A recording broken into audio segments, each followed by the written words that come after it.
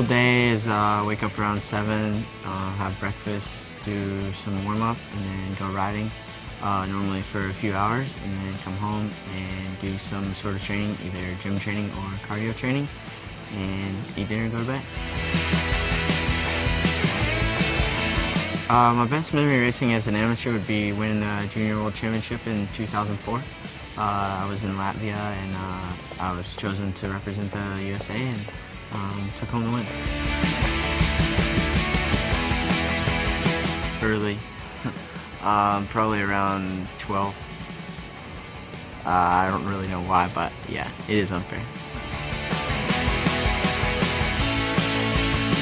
My worst racing performance would probably be Budds Creek in 2006. Led the moto for about 25 minutes, and then in the end I didn't score points, so I got like 21st, I think. And I learned from that it was time to grow up at a young age, at 16, and treat racing like a job. The main difference in racing in Europe and racing in America would be just that the travel is so much more intensive. It's harder to get from point A to point B and place to place there.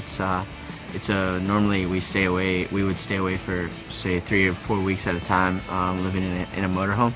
So that's probably like the biggest difference. I mean, there's a lot of similarities. We're still racing motorcycles on dirt, and it's in a random field all the time. So that's the main similarity. But the biggest difference would definitely be the intensity and the length of the travel schedule. The fans in Europe are actually really crazy. They always have like chainsaws with no blade and bullhorns on them, so that they're super loud. And especially like Supercross races in Europe, they go crazy. They throw toilet paper on the track, like just nuts. But always had a really warm welcome, and was always really pretty popular to be an American to go race in Europe. So the fans there were really great to me. Well, my dad was a professional racer as well, so I'd have to kind of put him there in the hero position, because he, I learned a lot from a very young age, like how intensive and how committed you had to be a professional at racing and in sports in general. So definitely my dad.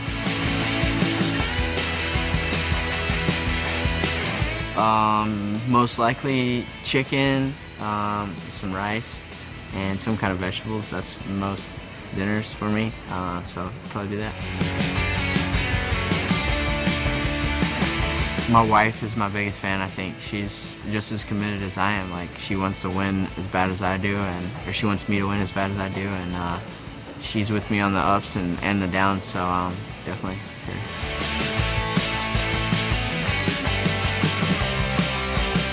I don't know what I would be doing if I wasn't racing motocross. I always wanted to be like a sniper, like Jason Bourne.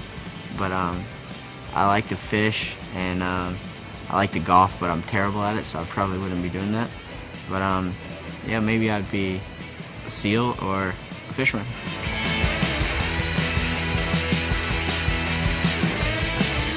Well, that would probably be last weekend. There was like 7 singles in a row, and most people were going like triple single, and Eli got the bright idea that he was going to go triple quad, and it was pretty impressive. It was big.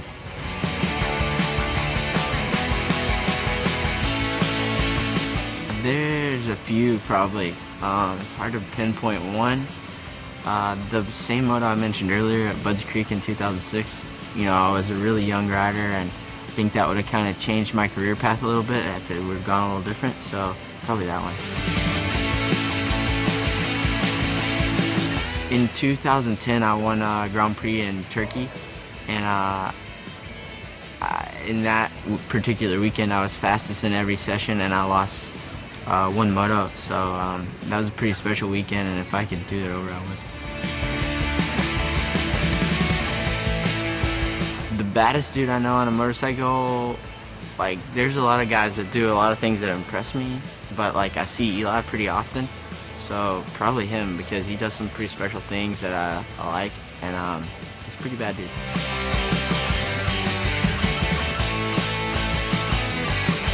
It would probably be Bob Hanna, just because he was like super raw and natural, and I would just like to race with him. I think it would be fun.